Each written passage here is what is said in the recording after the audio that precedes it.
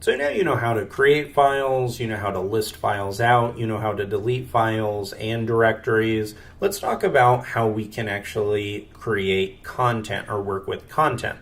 So technically you could do something like this where you say touch my file.rb, and then you could use a tool like Sublime to say Sublime my file, and that'll pop up my file, and then you can add content. So I could say here is some content. That's not valid Ruby code, by the way, but it is content.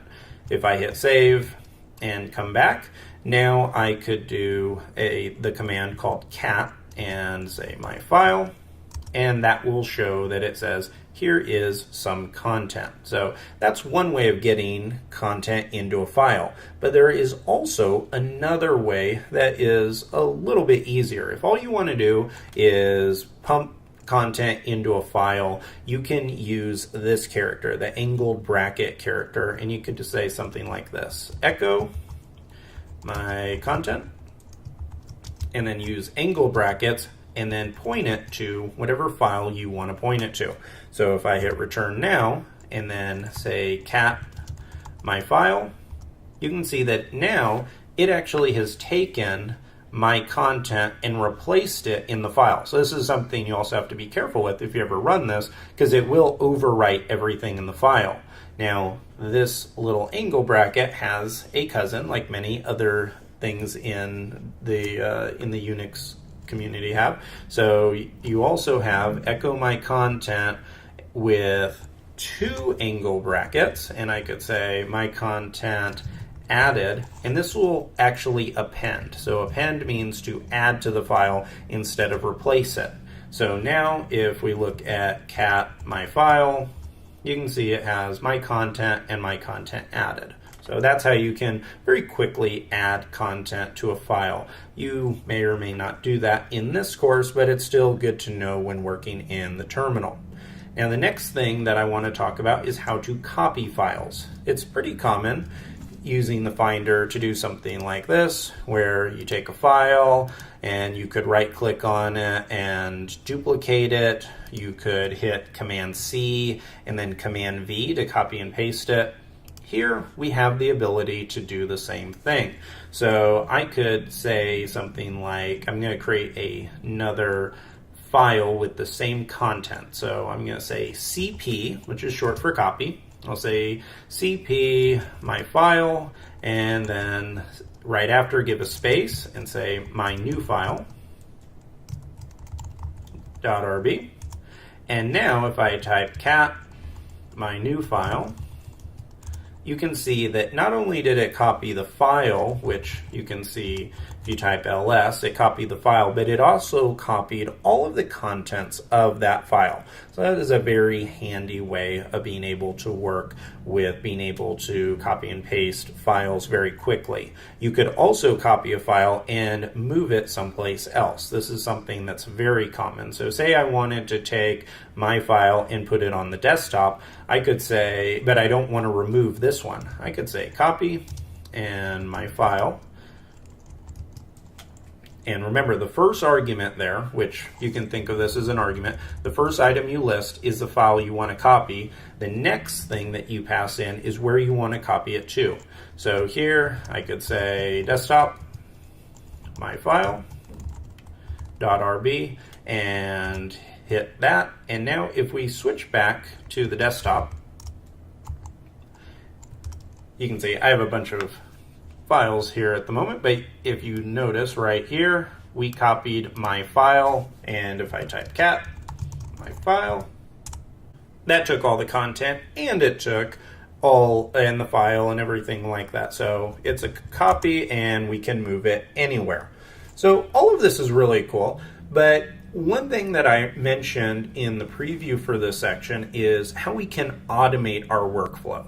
So far, a bunch of the things that I've walked through have actually been relatively common when it comes to things that you could do in the Finder. And you may wonder, what's the real benefit of this? And so I want to give you a little bit of a preview of how this can be beneficial. And I'm going to do something. I'm going to open up Vim in order to do it. or actually, I guess I could open up in Sublime. So I'm going to open up Sublime just so you can follow along. And I'm going to open up my ZSHRC file. Now, I use a slightly different bash shell. I use the ZSH shell. Yours may look something more like bash RC or bash profile, most likely bash profile or bash RC is where you're going to put this. I personally use ZSH. There's not going to be any difference for going through this course, but I'm going to open this up and you can see we have a file with all kinds of craziness. Now, all of these things are the custom settings that I use, and I am not showing you this to say use all of these by any means. My ZSH file has taken years to put together, so it kind of works with my environment. I'm more showing you this to say that there are all kinds of cool customizations that you can do in order to implement these, many of which you do not have to actually write yourself. I did not write all of these by any means. Usually I'll do something like Google bash RC or bash shell script and then talk about an automated process. So I'm going to show you exactly how you can do it, how you can add something like this without actually having to write the code, but showing you where to find it. So I'm going to bring the browser over here and I'll just type something in. So I'm going to say mkdir cd together. So in case this doesn't make sense, let's go back for a quick demo. If I do the terminal here and I want to create, this is something I do a lot. I want to create a directory. So a directory called my docs. And then I want to immediately go straight into my docs. This is something that I do so often that it was getting annoying that I was having to type 2 commands. Maybe that's just my laziness. I don't like doing 2 commands when I know it's possible to do 1. So I Googled make dir cd together, hit return, and you will have all kinds of people who've talked about this and they have written scripts to do exactly what we're talking about. So this one, I went through a bunch of these in preparation for this and I removed it from my file just so you could see. And someone asked, I find myself repeating this a lot, where they create a directory and then change right into it, just like I showed you. Now, is there a way of doing this in one line? Yes, the answer is yes. And the cool thing about this, I found, whenever I research these kind of things, not only do I get the script that I want, but I also get all kinds of descriptions on why it's better to do it one way or the other. So not only will you get the functionality you want, but you can also learn quite a bit more about the terminal and how it works just by reading other experts who have spent quite a bit of time in learning this. So I'm going to scroll all the way down. And I'm going to pull the scariest looking piece of shell scripting I think I've ever seen in my life right here. You do not need to know what this does or how it does it right now. If you want to become a shell expert, then I say dive into it. Do not worry about right now. This is filled with all kinds of regular expressions and processes that honestly, I would have to spend quite a bit of time diving into it myself just to know everything that it does. But essentially what this is going to let us do is run a command called mkcd that combines these 2 processes right here. So the way that you'd edit this is you would open up your bash RC file, in my case, my ZSHRC file, and at the very bottom, just paste it in. And what this is going to do, anytime you see a command like this, followed by parentheses, anything inside of it is going to be what's executed, and this is going to be the name of the command. So I'm going to hit save, close that file out, and one very important thing in the terminal, make sure you quit the terminal and then open it up, which is going to restart it. And now, if I go back to the desktop, and I can use my new command, mkcd, and say my auto directory.